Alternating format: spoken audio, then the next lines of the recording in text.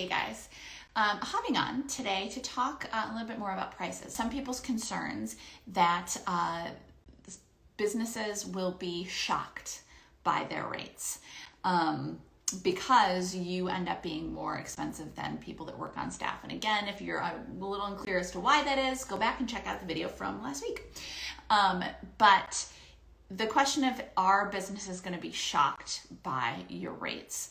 Remember that you're never giving rates in a vacuum. If a client says, what is this going to cost me? You can't possibly give, if they immediately say, well, what are your rates? What do you charge for things? You can't possibly give any kind of numbers without having a discussion with them to really, really get at the crux of what a project entails. Because remember, clients don't know how to be clients. The only question a client knows to ask is, how much is it going to cost them? When we know as freelancers, that's not the first question that can be asked. You and your client or your potential client need to have a very in-depth conversation about what a project would entail before you can even begin thinking about numbers and then say, okay, this is the project that we broke out, this is how much I can do it for, and this is the date that we agreed on delivering.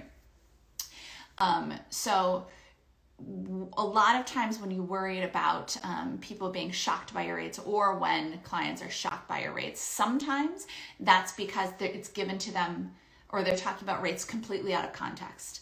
They kind of want this, and maybe they have an idea in their head, and then it's a number, but not having that conversation about what the project entails and all of the elements of it, it makes it really hard for them to understand what goes into a project. So that's another reason it's really, really important to have that initial discovery call and really talk through a project with your client to help them understand all of the and not that you have to tell them exactly, well, I do this, then I do this. You don't have to break down everything you do, but when you start talking about the scope of the project and what it will entail and what you'll do, it just helps them understand that it's not just something easy that can be done in your sleep, right? Sometimes it is, but generally not. So first of all, you have to have that discovery call conversation, because that's going to take a lot of the heavy lifting off of you having to make your rate seem worth it. Once they understand what is involved, they're going to have a much better concept and much better appreciation. Also, too, once they've had a conversation with you, they're going to want to work with you. And when they haven't had a chance to talk with you and ask you questions and be asked questions, you would be surprised at how much your expertise is revealed by the questions that you ask your clients. And that makes them feel really good. When you ask them questions that they haven't even considered, it makes them feel much more confident in you and your skills. And that can make your rates feel much more reasonable as well.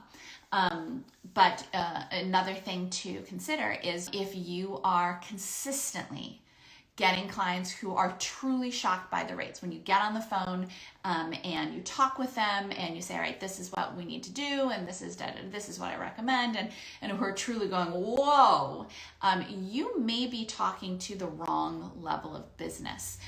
In this scenario, the student was a web developer and designer, and he was, the development and the design of a website is a big project. It's going to be, at least a couple grand, and that's probably even on the low end. And he was talking with businesses that were expecting to get it for like $500, which, as a business owner, I know that's absurd.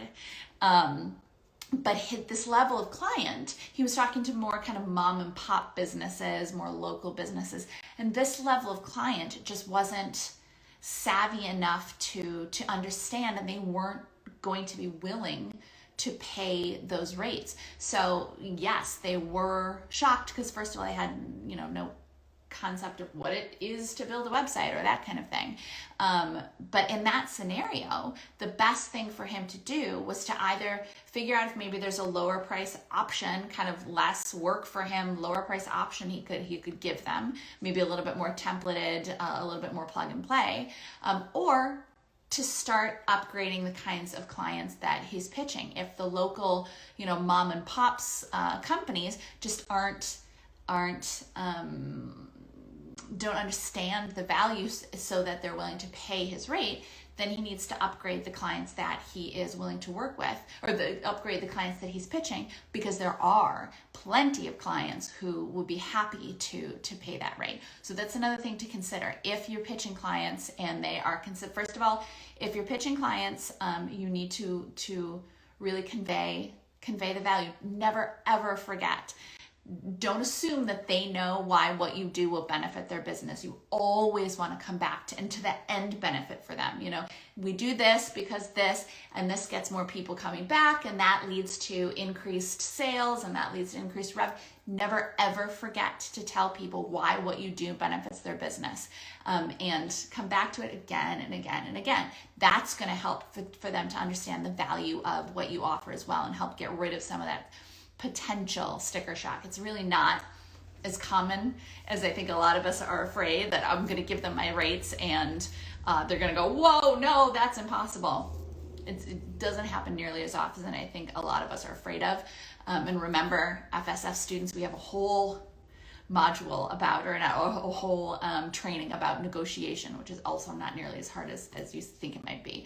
But on that second point, if you have clients that are or you're talking to the type of clients that are consistently like shocked, they can't believe that that's your rate, you may be pitching just a level of client, and you need to elevate your level of client. There's just a mismatch between what you're offering and the client. And again, maybe there is a lower tier, less intensive, less energy intensive offering you can make to that client. That might be worth exploring. Also, though, increase that level of client that you're pitching to. Don't pitch to the mom and pops. Pitch to the slightly bigger businesses, the slightly more successful businesses.